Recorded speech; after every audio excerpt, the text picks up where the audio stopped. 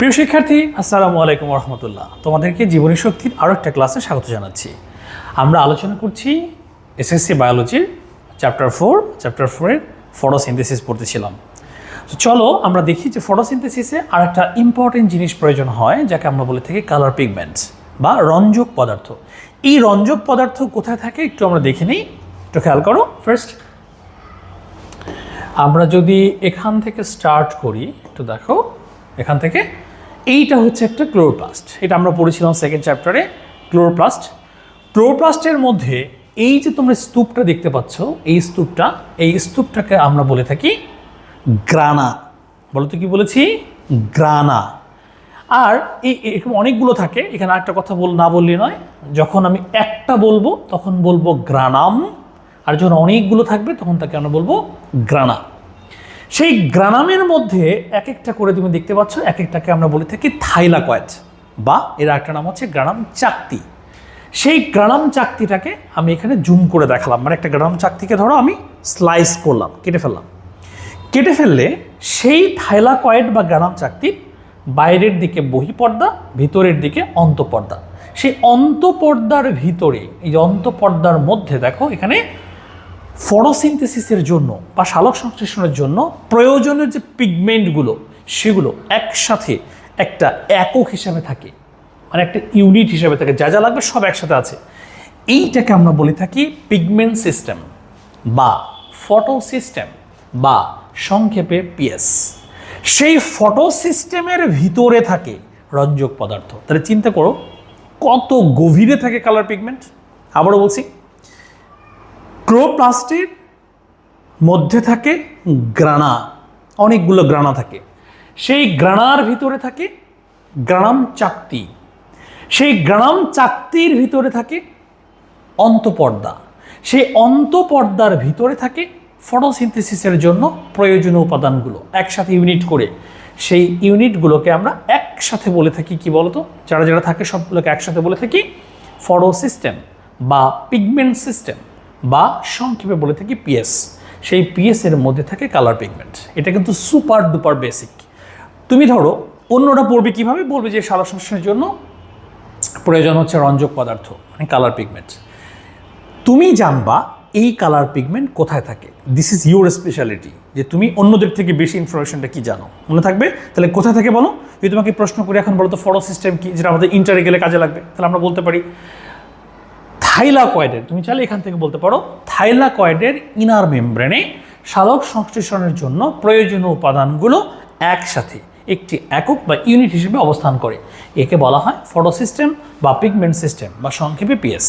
সেই পিএস এর অভ্যন্তরে থাকে রঞ্জক পদার্থ। এখন প্রশ্ন হচ্ছে, এই যে রঞ্জক পদার্থ বা কালার পিগমেন্ট, এদের কারণেই কিন্তু ডিফারেন্ট কালার হয়। যেমন তোমরা দেখো একটা ফুল বিভিন্ন কালার হয়, পার্পেল হতে পারে, তারপর একটা ফুল ধরো তোমার লাল হয়, গোলাপি হয়, নীল কালারের ফুলও আমরা দেখতে পাই, তারপর হলুদ কালারের ফুল দেখতে পাই। আবার কিছু পাতাবাহার গাছ আছে, ওদের পাতাই কিন্তু ডিফারেন্ট, সবুজ না।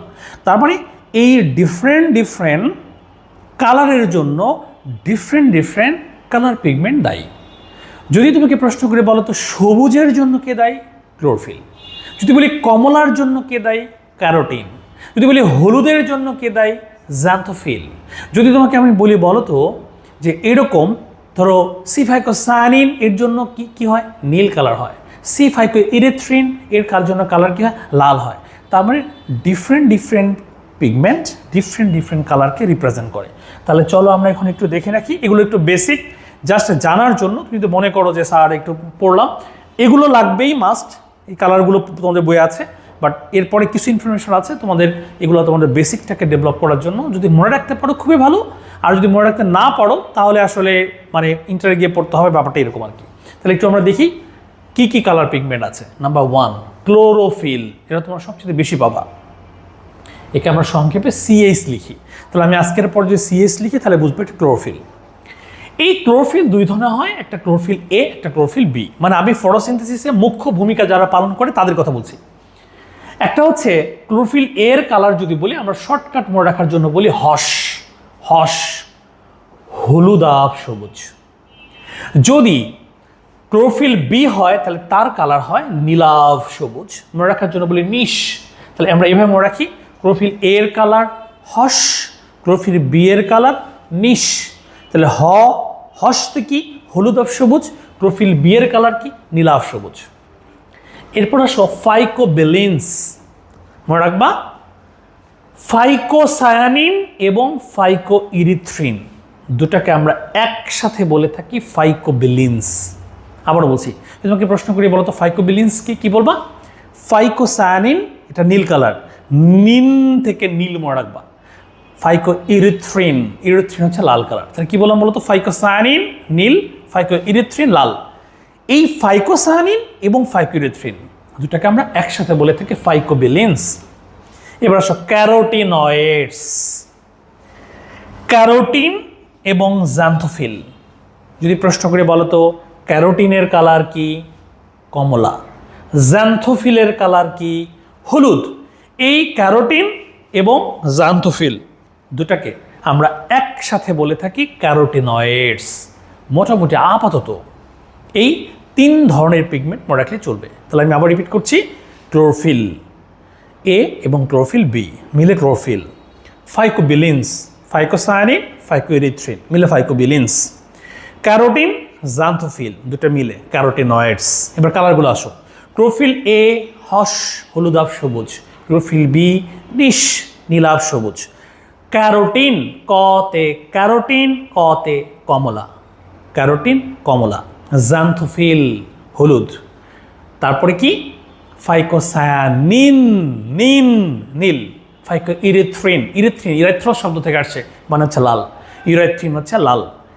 সায়ানিন এবং ইরিথ্রিন দুটাকে আমরা একসাথে বলে থাকি কি বলে থাকি বলো? ফাইকোবিলিনস। ক্যারোটিন আর জ্যান্থোফিলকে একসাথে কি বলি? ক্যারোটিনয়েডস। বুঝছো কিনা বলো?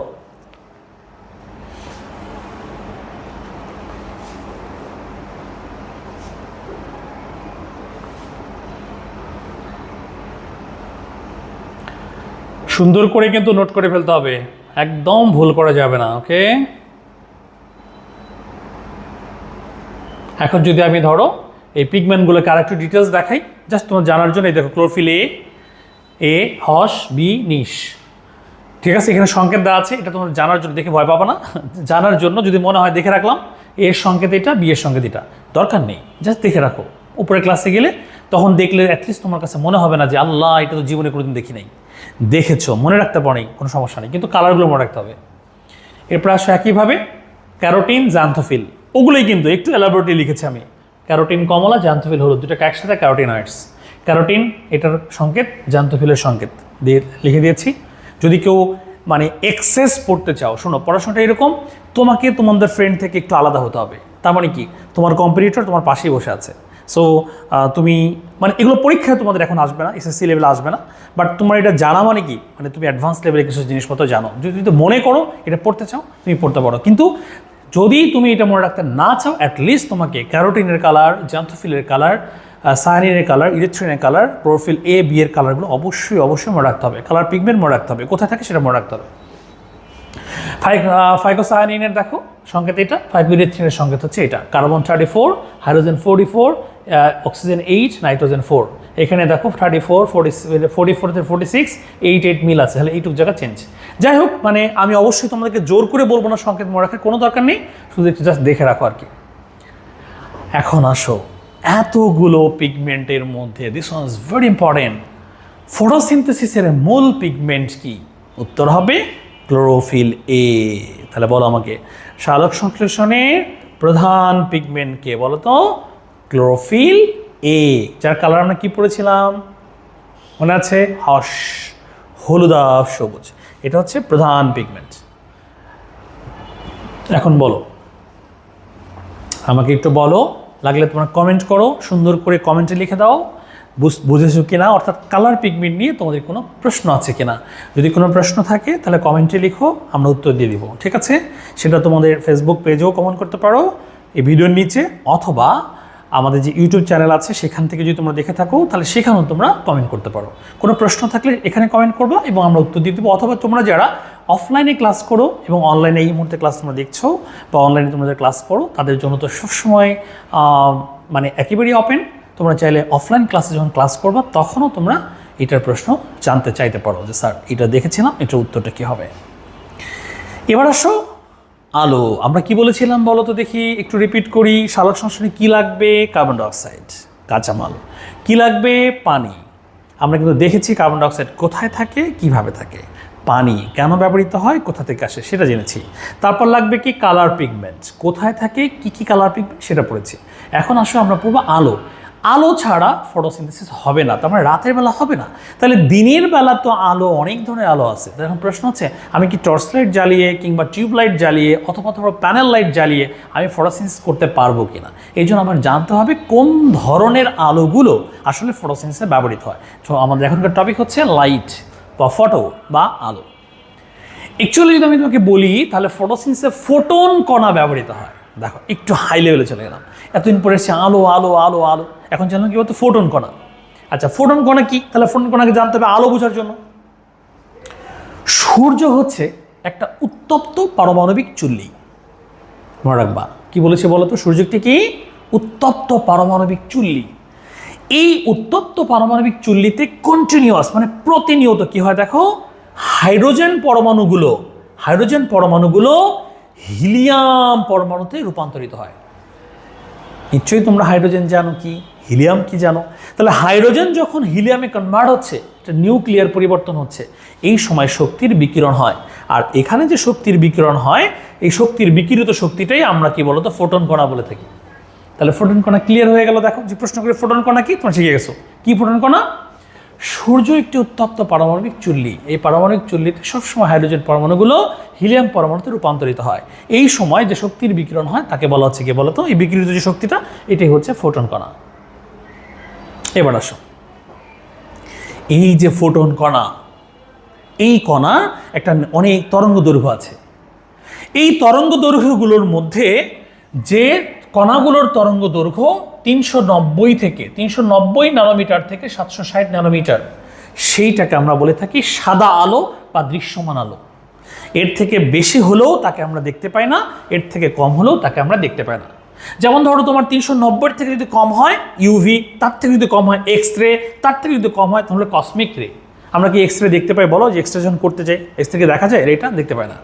তাহলে এগুলো কি বলো? দৃশ্যমানের থেকে কমও দেখতে পাই না, বেশিও দেখতে পায় না। এখন তোমাদের কাছে আমার প্রশ্ন, যখন এই উত্তপ্ত পারমাণবিক চুল্লিতে হাইড্রোজেন হিলিয়ামে কনভার্ট হচ্ছে, এই সময় তো ফোটন কণা হচ্ছে, মানে বিকিরণ হচ্ছে শক্তির। এবং শক্তির যখন বিকিরণ হচ্ছে তখন কি হচ্ছে? বিভিন্ন তরঙ্গ দৈর্ঘ্যের আলো পাচ্ছি আমরা, বিভিন্ন তরঙ্গ দৈর্ঘ্য পাচ্ছি ফোটন কণার। তাহলে কতটুকু ফটোসিনথেসিসে ব্যবহৃত হয়, এই ব্যাপারটা ক্লিয়ার? তখন তোমরা বলবা স্যার 390 থেকে, এই যে 390 থেকে, এটা আবার দেখবা অনেক বইয়ে বা তোমাদের বইয়ে বা ইন্টারের বইয়ে এটা কোনো বইয়ে দেওয়া আছে 380, কোনো বইয়ে দেওয়া আছে 400, এখানে দেওয়া আছে 760, আবার দেওয়া আছে এখানে 780, কোনো বইয়ে 800 দেওয়া আছে। সো এইটা হচ্ছে দৃশ্যমান, আর এই দৃশ্যমান এই আলোটাকে আমরা সাদা আলো বলি। এই তরঙ্গ দৈর্ঘ্যের বাইরে, তার মানে এর থেকে বেশি, যেমন এর থেকে বেশি হলে কি দেখো আইআর, ইনফ্রারেড, তার থেকে যখন বেশি হবে তখন কি বলে? রেডিও ওয়েভ, এর আমরা দেখি না। আবার ধর এর থেকে যখন কম হবে তখন কি? ইউভি, আরও কম হবে এক্স রে, আরও কম হবে কসমিক, এগুলো আমরা দেখি না। তাহলে আমরা যেটা দেখি সেটা হচ্ছে দৃশ্যমান আলো। আর এই দৃশ্যমান আলোর তরঙ্গ দৈর্ঘ্য কত বলো তো? 390 থেকে 760। এখন আসো, এই দৃশ্যমান আলোর মধ্যে কি আছে এইটা তোমরা জানো, বেনি আসহ কলা। তাহলে আমরা যে কালারগুলো বলি, যেমন হচ্ছে বেগুনি, তারপর হচ্ছে নীল, তারপর আসমানি, তারপর সবুজ, তারপর হলুদ, এরপর কমলা, এরপর হচ্ছে লাল, এই আলোগুলোই হচ্ছে দৃশ্যমান আলো। এবং তার তরঙ্গ দৈর্ঘ্য মিনিমাম কত বলো? 390, আর ম্যাক্সিমাম হচ্ছে লাল 760। এই বেনির বে, আসহ কলা, কলার লাল, এই আলোটুকুই আমরা দেখি। এটাকে আমরা বলে থাকি দৃশ্যমান আলো। যদি তোমাকে প্রশ্ন করে পাতো দৃশ্যমান আলো কোনগুলো, তুমি বলবা স্যার দৃশ্যমান আলো হচ্ছে বেনি আসহ কলা, এটা আমরা দেখতে পাই। এটাই আমি এখানে ইংরেজিতে দিয়েছি, এটাকে আমরা ইংরেজিতে ভিভজিওর বা ভিভগিওর বলি। এখানে V for violet, I for indigo, B for blue, G for green, Y for yellow, O for orange and R for red, বেনি আসহ কলা। এখন তোমরা আমাকে প্রশ্ন করতে পারো স্যার সালোক সংশ্লেষণে কি বেনি আসহ কলা 7 ধরনের আলোই ব্যবহৃত হয়? আচ্ছা, এখন প্রশ্ন হচ্ছে এই 7 ধরনের আলোর মধ্যে কোন আলোগুলো বেশি ব্যবহৃত হয় আমরা সেখানে যাচ্ছি। দেখো, আচ্ছা এটা দরকার নেই তোমাদের, এখান থেকে দেখি।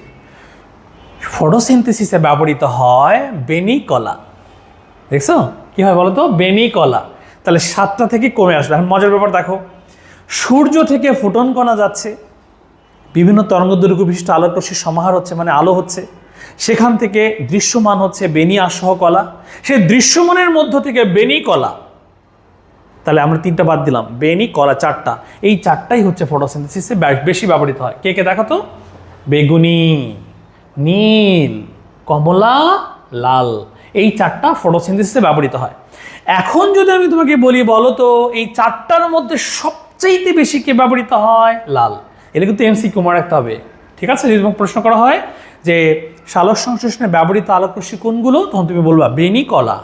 বেনি কলা, বলো কি বলছি, বেনি কলা। যদি বলি বলো তো সবচেয়ে ব্যবহৃত হয় কোনটি বেশি, তখন তুমি বলবা লাল। বলো কি হয়, লাল।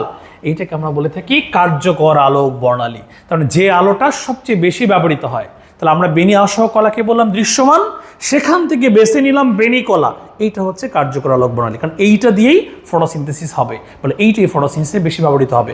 আর বেনি কলার মধ্যে সবচেয়ে আবার বেশি ব্যবহৃত হবে কে বলো তো, লাল।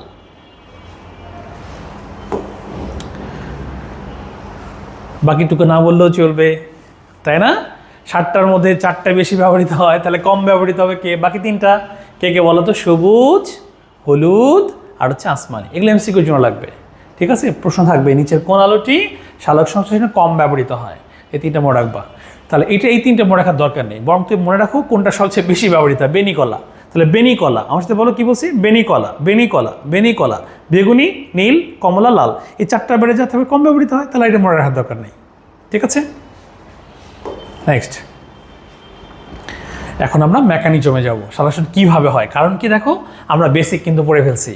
বেসিক মানে কি, আবারও বলছি, বেসিক মিন্স কী কী লাগে। সালোক সংশ্লেষণে কার্বন ডাইঅক্সাইড লাগে, কোথা থেকে আসে জেনেছি।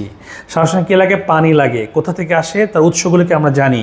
সালোক সংশ্লেষণে কী লাগে, আলো লাগে, আলো কোন আলো ব্যবহৃত হয় তাও জানলাম। ও আলো সূর্য থেকে আসে, সূর্যে কী আসে, ফোটন কণা, এই ফোটন কণা থেকে অনেক তরঙ্গদৈর্ঘ্যে আলো আসে, তার মধ্যে কোনটা ব্যবহৃত হয়, দৃশ্যমান।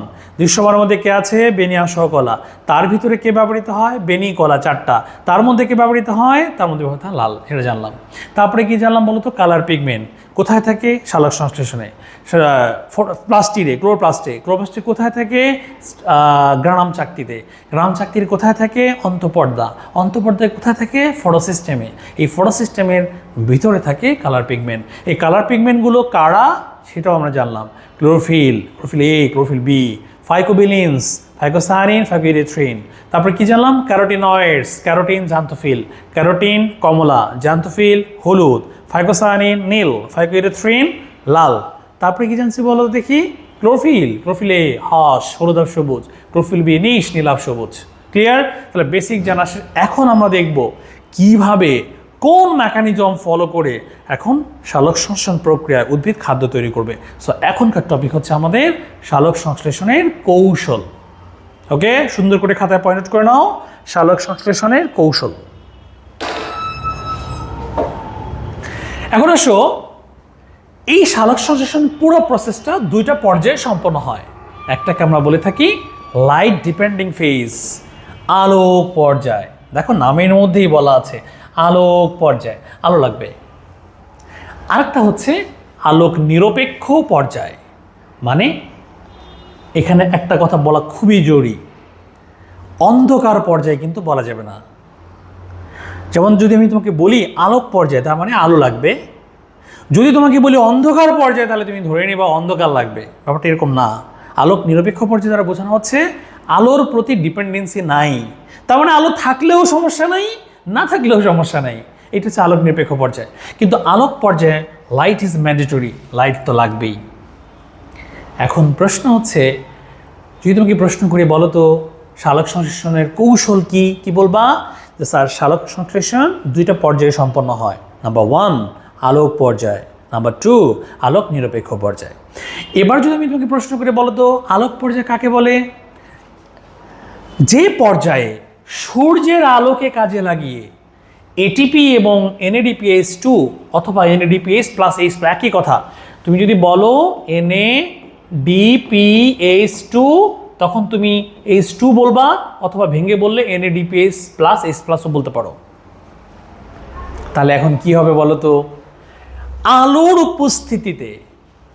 উপস্থিতিতে এটিপি এবং NADPH2 উৎপন্ন হয় যে পর্যায়ে, তাকে আমরা বলে থাকি আলোক পর্যায়। আর এই দুটাকে আমরা বলে থাকি আত্তীকরণ শক্তি। কেন বলি? কারণ এই দুটাকে ব্যবহার করে, দেখো, এই আত্তীকরণ শক্তি প্লাস কার্বন ডাইঅক্সাইডকে ব্যবহার করে আলোক নিরপেক্ষ পর্যায়ে শর্করা জাতীয় খাদ্য তৈরি করে। Very simple mechanism. আমি যদি ধরো তোমাকে ব্যাপারটা অন্যভাবে বুঝাই, মনে করো বাসায় আজকে তুমি আম্মুকে বলছো যে আম্মু একটু খিচুড়ি রান্না করো। ধরে নিলাম আজকে খিচুড়ি রান্না করার জন্য কোনো প্রিপারেশন বাসায় নেই। তাহলে আমরা এখন বলো তো এটার জন্য মোটামুটি দুটা স্টেপ বলতে পারি। কীরকম স্টেপ? নাম্বার 1, যেহেতু কোনো কিছু নেই খিচুড়ি রান্না করার জন্য, প্রথমে you have to manage everything. তোমার ধরো চাল লাগবে, ডাল লাগবে, মাংস লাগবে, সব কিছু ম্যানেজ করতে হবে। ফার্স্ট সব বাজার থেকে কিনে আনতে হবে। সেকেন্ড কি? এগুলো দিয়ে কিচেনে রান্না করতে হবে। তাহলে দুটো স্টেপ, একটা হচ্ছে সব কিছু তৈরি করে নিয়ে আসা, রেডি করা, একটা হচ্ছে রান্না করা। আমরা যদি এখন সালোক সংশ্লেষণের শর্করা জাতীয় খাদ্যটাকে খিচুড়ির সঙ্গে তুলনা করি, তাহলে আলোক পর্যায়টা ঠিক ওই পর্যায়টা, বাজার থেকে সব কিছু কিনে নিয়ে আসা, সব কিছু রেডি করা, আর বাসায় রান্নাঘরের মধ্যে এটা তৈরি করা। এখন যদি আমি তোমাকে প্রশ্ন করে বলো তো খিচুড়ি তৈরি হয়েছে কোথায়, নিশ্চয়ই তুমি বলবা না স্যার বাজারে, তুমি বলবা রান্নাঘরে। যদি বলি রান্নাঘরিটা তৈরি করার জন্য বাকিগুলো কোথায় পাওয়া গেছে, বা এগুলো সবগুলো ম্যানেজ করতে হয়েছে। Photosynthesis just like this. আলোক পর্যায়ে যা যা লাগবে খাদ্য তৈরি করার জন্য সেগুলো সে রেডি করে নেয়, তাকে আমরা আত্তীকরণ শক্তি বলি। বলো তো কি বলি? আত্তীকরণ শক্তি। এটা সে তৈরি করার পরে সেইটাকে কাজে লাগিয়ে আলোক নিরপেক্ষ পর্যায়ে শর্করাযুক্ত খাদ্য তৈরি করে। এখানে একটা খুবই গুরুত্বপূর্ণ এমসিকিউ পরীক্ষা আসে, সেটা হচ্ছে যে খাদ্য তৈরি হয় কোন পর্যায়ে? উত্তর হবে আলোক নিরপেক্ষ পর্যায়ে। তোমাকে যদি এমসিকিউতে প্রশ্ন করা হয় আত্তীকরণ শক্তি হয় কোন পর্যায়ে, উত্তর হবে আলোক পর্যায়ে। তাহলে আলোক পর্যায়ে হচ্ছে আত্তীকরণ শক্তি, আর খাদ্য তৈরি হচ্ছে আলোক নিরপেক্ষ পর্যায়ে। তোমাকে যদি প্রশ্ন করা হয় কার্বন ডাইঅক্সাইড ব্যবহৃত হয় কোন পর্যায়ে, উত্তর হবে আলোক নিরপেক্ষ পর্যায়ে। তোমাকে যদি প্রশ্ন করা হয় আলো ব্যবহৃত হয় কোন পর্যায়ে, উত্তর হবে আলোক পর্যায়ে। তোমাকে যদি প্রশ্ন করা হয় NADPH2 বা NADPH প্লাস H প্লাস এবং ATP উৎপন্ন হয় কোন পর্যায়ে, উৎপন্ন হবে আলোক পর্যায়ে। যদি প্রশ্ন করে বলো তো আত্তীকরণ শক্তি উৎপন্ন করা হয় কোন পর্যায়ে, উত্তর হবে আলোক পর্যায়ে। তাহলে চলো দেখি এখান থেকে একটা প্রশ্ন সলভ করি। আমি আস্তে আস্তে বলতেছি, সুরে সুন্দর করে পজ করে নোট করে ফেলবা। আত্তীকরণ শক্তি কি? লিখবা আলোক পর্যায়ে উৎপন্ন এটিপি এবং NADPH প্লাস H প্লাসকে একসাথে আত্তীকরণ শক্তি বলে। এটা একটা প্রশ্ন, 1 নম্বরের প্রশ্ন, আত্তীকরণ শক্তি কি। সেকেন্ড আরেকটা প্রশ্ন, এটিপি এবং NADPH2কে বা NADPH প্লাস H প্লাসকে আত্তীকরণ শক্তি বলা হয় কেন? তার উত্তর কি হবে? তার উত্তর হবে আলোক পর্যায়ে উৎপন্ন এটিপি এবং NADPH প্লাস H প্লাসকে ব্যবহার করে আলোক নিরপেক্ষ পর্যায়ে কার্বন ডাইঅক্সাইড বিজারণের মাধ্যমে শর্করা জাতীয় খাদ্য তৈরি হয়। এক্ষেত্রে এটিপি এবং NADPH প্লাস H প্লাস খাদ্য তৈরিতে ব্যবহৃত হয় বলে এদেরকে এটিপি এবং NADPH প্লাস H প্লাসকে আত্তীকরণ শক্তি বলা হয়ে থাকে। তাহলে দুটো প্রশ্ন সলভ। কি বলো তো? একটা প্রশ্ন হচ্ছে আত্তীকরণ শক্তি কি, 1 নম্বর প্রশ্ন। একটা প্রশ্ন হচ্ছে এটিপি এবং NADPH প্লাস H প্লাসকে আত্তীকরণ শক্তি বলা হয় কেন। বুঝতে পেরেছ? তাহলে এখন আমরা দেখব আলোক পর্যায়ে কিভাবে এটিপি এবং NADPH2 তৈরি করে। এটা এখন আমাদের টপিক, আমরা এইটা দেখবো এবার কীভাবে তৈরি করে। চলো দেখি। তার আগে আমরা একটা কাজ করি, তাহলে এইটা যদি পুরো সালোক সংশ্লেষণ মেকানিজম হয় তাহলে সালোক সংশ্লেষণের সংজ্ঞাটা কী হবে দেখো, খুবই সহজ। যে প্রক্রিয়ায় আলোক পর্যায়ে, অথবা এখানে বলতে হবে যে প্রক্রিয়ায় সূর্যালোকের উপস্থিতিতে ক্লোরোফিলের সহায়তায় এটিপি এবং NADPH2 আত্তীকরণ শক্তি উৎপন্ন করে সেই আত্তীকরণ শক্তিকে কাজে লাগিয়ে আলোক নিরপেক্ষ পর্যায়ে কার্বন ডাইঅক্সাইড বিজারণের মাধ্যমে শর্করা জাতীয় খাদ্য তৈরি করা হয়, তাকে বলা হয় সালোক সংশ্লেষণ প্রক্রিয়া। খুবই সহজ, মুখস্থ করার দরকার নেই। তাহলে বলতো সালোক সংশ্লেষণ প্রক্রিয়া কি বলবা? বলো, সূর্যালোকের উপস্থিতিতে ক্লোরোফিলের সাহায্যে এটিপি এবং NADPH2 বা NADPH+S+ আত্তীকরণ শক্তি উৎপন্ন করে সেই শক্তিকে কাজে লাগিয়ে আলোক নিরপেক্ষ পর্যায়ে কার্বন ডাই অক্সাইড বিজারণের মাধ্যমে শর্করা জাতীয় খাদ্য তৈরি করার প্রক্রিয়াকে ফটোসিনথেসিস বা সালোক সংশ্লেষণ বলে। সংজ্ঞাটা সুন্দর করে পজ করে করে শুনে শুনে লিখে ফেলো। এখন আলোক পর্যায়ে তাহলে হবে কি, আমরা অলরেডি জেনে ফেলেছি কি হবে বলো তো, এটিপি হবে, আর কি হবে, NADPH+S+ হবে। তোমার কিন্তু ভুলে গেলে চলবে না, পরে একটা সিকোয়েন্স আছে, ক্লিয়ার? তাহলে বলো আলোক পর্যায়ে কি হবে, আমার সাথে বলো কি হবে, এটিপি, আর কি হবে বলো, NADPH+S+। এখন এটিপি যে তৈরি হবে এই প্রক্রিয়াটার একটা নাম আছে, এটাকে আমরা বলি ফটোফসফোরাইলেশন। বলো তো কি বলি, ফটোফসফোরাইলেশন। তাহলে চলো একটু দেখি, নামটা দেখলে ক্লিয়ার হয়ে যাবে। ফটো মানে লাইট, ফসফোরাইলেশন দ্বারা বোঝানো হচ্ছে ফসফেট এডিং। তাহলে এখন যদি প্রশ্ন করি বলো তো ফটোফসফোরাইলেশন কি, এই দেখো, আলোর উপস্থিতিতে এডিপি এর সাথে অজৈব ফসফেট যোগ করে এটিপি তৈরি করার প্রক্রিয়াকে, আবারও বলছি, আলোর উপস্থিতিতে এডিপি এর সাথে অজৈব ফসফেট, এখানে কিন্তু PI লেখা, P for phosphate, I for inorganic, অজৈব, এটাকে আমরা বলি ফসফেট ইনঅর্গানিক। তাহলে এডিপি এর সাথে, আলোর উপস্থিতিতে এডিপি এর সাথে অজৈব ফসফেট যোগ করে এটিপি তৈরি করার প্রক্রিয়াকে ফটোফসফোরাইলেশন বলে। তাহলে সুন্দর করে একটা প্রশ্ন লিখে ফেলো, ছোট প্রশ্ন, খুব ইম্পর্টেন্ট প্রশ্ন। ফটোফসফোরাইলেশন কি, সংজ্ঞাটা আমি আবার বলছি, সংজ্ঞাটা লেখার পরে তোমরা হচ্ছে এই বিক্রিয়াটা দিয়ে দিবা, এইটুক দিয়ে দিবা।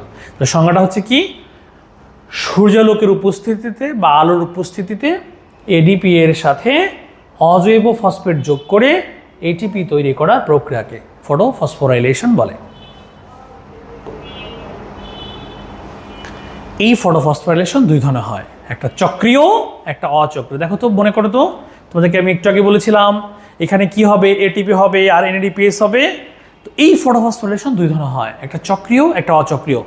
চক্রীয় যেটা, এর মধ্যে শুধু এটিপি হয়, মনে রাখবা, চক্রীয়তে হয় শুধু এটিপি, আর অচক্রীয়তে হয় এটিপি এবং NADPH+S+। তাহলে এখন বলো ফটোফসফোরাইলেশন কয় ধরনের, দুই ধরনের। একটা কি বলো, একটা হচ্ছে চক্রীয়, একটা কি বলো, অচক্রীয়। চক্রীয় ফটোফসফোরেশন কোনটা বলো, যেখানে শুধু এটিপি হবে। আর অচক্রীয় ফটোফসফোরেশন কি, যেখানে এটিপিও হবে এবং NADPH+S+ তৈরি হবে। আর এই অচক্রীয়তে গিয়ে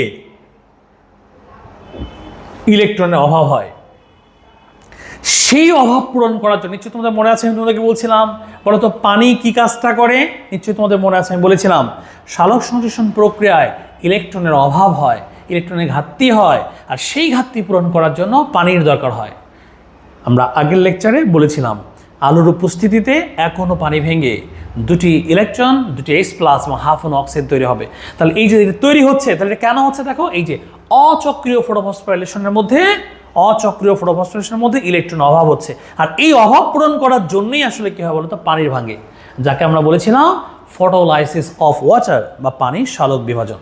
তাহলে চলো দেখি একটু বলি যদি তোমাদেরকে, বলো এই যে এটা আমি লিখে দিচ্ছি, আবারও দেখো স্লাইডটা একটু খেয়াল করো, আগের লেকচারও ছিল ফটোলাইসিস অফ ওয়াটার। ফটো মানে লাইট, লাইসিস মানে ব্রেকডাউন, অফ ওয়াটার মানে পানির, তাহলে পানির ভাঙন। আলোর উপস্থিতিতে, দেখো আলোর উপস্থিতিতে এক অণু পানি ভেঙে দুটি H+, দুটি ইলেকট্রন, হাফ অণু অক্সিজেন উৎপন্ন হবে। এটাকে যদি আমি ভেঙে দেখাই, তাহলে প্রথম পানি ভেঙে হবে একটা, মানে হাইড্রোজেন হবে আর অক্সিজেন হবে, এরপর হাইড্রোজেন ভেঙে হবে কি বলতো, হাইড্রোজেন ভেঙে হবে ইলেকট্রন আর হচ্ছে দুটো H+। এটাকে আমরা, এটা আগেও বলছিলাম। তাহলে তোমাদের মনে রাখতে হবে ফটোফসফোরাইলেশন হয় আলোর উপস্থিতিতে, ফটোফসফোরাইলেশনে এটিপি হয় আর NADPH2 হয়। ফটোফসফোরাইলেশন দুই ধরনের হয়, চক্রীয়, অচক্রীয়। চক্রীয়র মধ্যে হয় শুধু এটিপি, আর অচক্রীয়র মধ্যে হয় এটিপি এবং NADPH+S+। ক্লিয়ার? বুঝছো কিনা বলো, এগুলো দরকার নেই। এই যে এটাই এখানে বলেছি, দেখো। তাহলে আলোক পর্যায়ে আমার মনে হয় ক্লিয়ার। এখন আমরা এখন একটু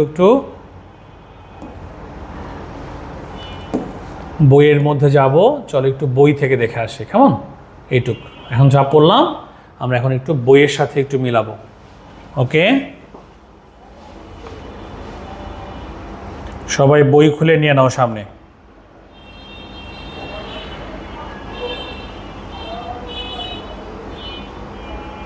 দেখো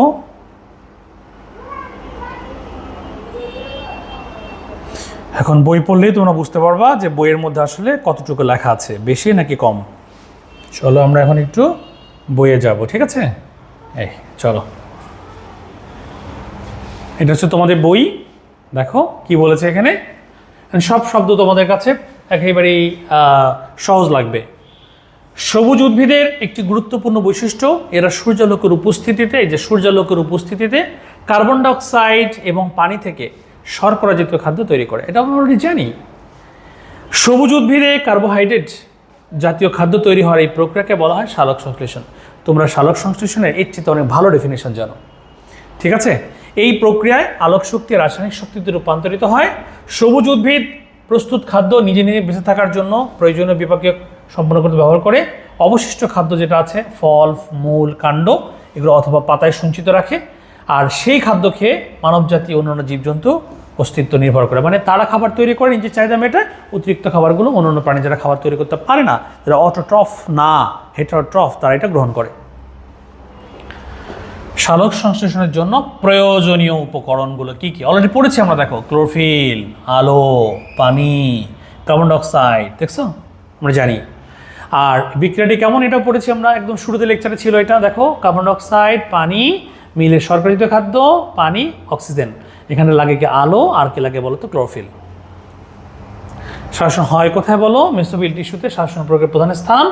স্থলজ সবুজ উদ্ভিদ মাটি থেকে মূলের মাধ্যমে পানি শোষণ করে, অলরেডি বলেছি আমরা, করে এটা ক্লোরোপ্লাস্টে পৌঁছায়। স্ট্রোমা বা পত্ররন্ধ্রের মাধ্যমে বায়ু থেকে কার্বন ডাইঅক্সাইড গ্রহণ করে। এটাও পড়েছি, লেখা আছে তোমাদের খাতায়, দেখবা লেকচারে ছিল। এটা মেসোফিল টিস্যু ক্লোরোপ্লাস্টে পৌঁছায়। তারপরে দেখো, জলজ উদ্ভিদ যারা আছে তারা কি করে, তারা যারা জলজ তারা হচ্ছে দেখো দ্রবীভূত কার্বন ডাইঅক্সাইড গ্রহণ করে, অলরেডি আমরা জানি এটা। বায়ুমণ্ডলের পরিমাণ পড়েছি আমরা 0.03%, আর পানিতে হচ্ছে 0.3%। তাই জলজ উদ্ভিদে সালোক সংশ্লেষণের হার দেখো স্থলজ উদ্ভিদ অপেক্ষা বেশি। এটা আমরা একটা প্রশ্ন সলভ করেছি। এরপর আসো, এখানে বাই প্রোডাক্ট অক্সিজেন এবং পানি, এটা হচ্ছে উপজাত। এটি একটি জারণ বিজারণ প্রক্রিয়া। এই প্রক্রিয়ায় পানি জারিত হয় এবং কার্বন ডাইঅক্সাইড বিজারিত হয়। এখন আসো, সালোক সংশ্লেষণ প্রক্রিয়া সম্পর্কে বলেছে। এটা কেমন প্রক্রিয়া? এটা জটিল এবং একটা দীর্ঘ প্রক্রিয়া, এমসিকিউতে আসে। এটা 1905 সালে কে ইংরেজ শারীরতত্ত্ববিদ ব্ল্যাকম্যান এই প্রক্রিয়াকে দুটি পর্যায়ে ভাগ করেছেন। আমরা বলেছি অলরেডি, একটা হচ্ছে আলোক নির্ভর পর্যায়, দেখছো আলোক পর্যায়টা কেন বলেছিলাম, একটা হচ্ছে আলোক নিরপেক্ষ পর্যায়। আলোক পর্যায়ে কি হয়, এখানে একদম পুরো লাভ মেরে দিছে। এটা পড়তে গেলেই তোমাদের কাছে মনে হবে এর থেকে অনেক বেশি তোমরা জানো। দেখো, আলোক পর্যায়, আলোক নির্ভর পর্যায়ের জন্য আলো অপরিহার্য। এই পর্যায়ে সৌরশক্তি রাসায়নিক শক্তিতে রূপান্তরিত হয়। এই প্রক্রিয়ায় এটিপি, NADPH2 উৎপন্ন হয়, ঠিক আছে, উৎপন্ন হয়। আলোর ফোটন কণা থেকে রূপান্তরিত এই শক্তি ইলেকট্রন ট্রান্সপোর্ট চেইনের মাধ্যমে সঞ্চিত হয়ে এটিপি অণুর রাসায়নিক শক্তিতে বন্ধন শক্তি হিসাবে এটা যুক্ত হয়। এই যে ফোটন কণা আমরা জানি, এই বিক্রিয়ায় ক্লোরোফিল গুরুত্বপূর্ণ ভূমিকা পালন করে। ক্লোরোফিল অণু আলোক রশ্মির ফোটন শোষণ করে এবং শোষণকৃত ফোটন থেকে শক্তি সঞ্চয় করে এডিপির সাথে ইনঅর্গানিক ফসফেট যোগ করে এটিপি তৈরি করে, যাকে আমরা বলেছিলাম ফটোফসফোরাইলেশন। অলরেডি বলেছি আমি, এই বিক্রিয়াটা তোমাদেরকে লিখে দিয়েছি। সূর্যালোক ও ক্লোরোফিলের সাহায্যে পানি বিয়োজিত হয়ে অক্সিজেন, প্রোটন, হাইড্রোজেন আয়ন এবং ইলেকট্রন উৎপন্ন করে। এটাকে বলা হয় পানির ফটোলাইসিস। এটা এর থেকে সুন্দর করে আমি তোমাদের লেকচারে দিয়েছি, ফটোলাইসিস অফ ওয়াটার। এবং যেভাবে আমি দিয়েছি সংজ্ঞাগুলো বলেছি, পরীক্ষা ওভাবেই লিখবা। এভাবে লিখলে কিন্তু নাম্বার দিবে না। ক্লিয়ার? আলোক নিরপেক্ষ পর্যায়ে আমি এখনো পরে যাচ্ছি। এর মধ্যে আরেকটা জিনিস পড়ানো হয়ে গেছে আমাদের, একটু সেটা দেখি। দেখো, সালোক সংশ্লেষণে ক্লোরোফিলের ভূমিকা। ক্লোরোফিল লাগবে কিনা দেখো, আমরা তো কালার পিগমেন্ট পড়ছি। পাতার ক্লোরোফিলের পরিমাণের সাথে সালোক সংশ্লেষণের হারের সরাসরি সম্পর্ক আছে, কারণ একমাত্র ক্লোরোফিলই আলোক শক্তি গ্রহণ করতে পারে। পুরাতন ক্লোরোপ্লাস্ট নষ্ট হয়ে যায়, তখন নতুন ক্লোরোপ্লাস্টে সংশ্লেষিত হয়। নতুন ক্লোরোপ্লাস্ট এবং ক্লোরোপ্লাস্টের উপাদান সৃষ্টির হারের উপর সালোক সংশ্লেষণ হার নির্ভরশীল। সালোক সংশ্লেষণ ক্ষমতা রক্ষা করার জন্য ক্লোরোপ্লাস্টের বিভিন্ন উপাদান দ্রুত ও প্রচুর পরিমাণে পুনর্গঠিত হওয়া প্রয়োজন। তবে কোষে খুব বেশি পরিমাণে ক্লোরোফিল থাকলে এনজাইম নষ্ট হয় এবং সালোক হার তখন কমে যায়। তারপরে মোট কথা হচ্ছে, সালোক সংশ্লেষণের জন্য ক্লোরোফিল লাগবেই। যত বেশি হবে তত ভালো, খুব বেশি হলে ব্যবহার খারাপ। তারপর আসো সালোক সংশ্লেষণে আলোর ভূমিকা। দেখো, সালোক সংশ্লেষণ প্রক্রিয়া আলোর ভূমিকা গুরুত্বপূর্ণ। পানি এবং কার্বন ডাইঅক্সাইড থেকে শর্করা তৈরির জন্য প্রয়োজনীয় শক্তির উৎস হচ্ছে আলো।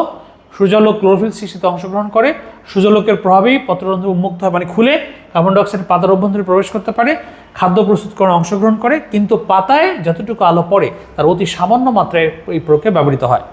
আবার আলোক বর্ণের মধ্যে হতে পারে লাল, নীল, কমলা, বেগুনি, অলরেডি বলেছি আমি। এগুলো হচ্ছে ভালো ব্যবহৃত হয়, মানে ভালো হয় ফটোসিনথেসিস। সবুজ কিংবা হলুদ আলোতে ভালো হয় না। একটি নির্দিষ্ট সীমা পর্যন্ত আলোর পরিমাণ বাড়লে সালোকসংশ্লেষণ হারও বাড়ে, কিন্তু যদি খুব বেশি বেড়ে যায় এনজাইম নষ্ট হয়। তাই দুটো কথা মনে রাখবা, ক্লোরোফিল বেশি বাড়লেও সমস্যা, আলো খুব বেশি বাড়লেও সমস্যা, ফলে সালোকসংশ্লেষণ হার কমে যায়। সাধারণত যে 400 থেকে 480 এবং 680 তরঙ্গদৈর্ঘ্য বিশিষ্ট আলোতে সালোকসংশ্লেষণ ভালো হয়, এটা অলরেডি বলেছি। তার মানে শুরুর দিকে কি দেখো বেগুনি, আর এটা হচ্ছে কি লাল, বেগুনি আর লাল, তার মধ্যে আবার লালের মধ্যে সবচেয়ে ভালো হয়। ক্লিয়ার? আজকের যেটা আমি পড়ালাম এই লেকচারে বইয়ের এতটুকু পর্যন্ত হয়ে গেছে। এখন বলো তোমাদের কোনো প্রশ্ন আছে কিনা? Okay, so thank you so much, next ক্লাসে আবার দেখা হবে।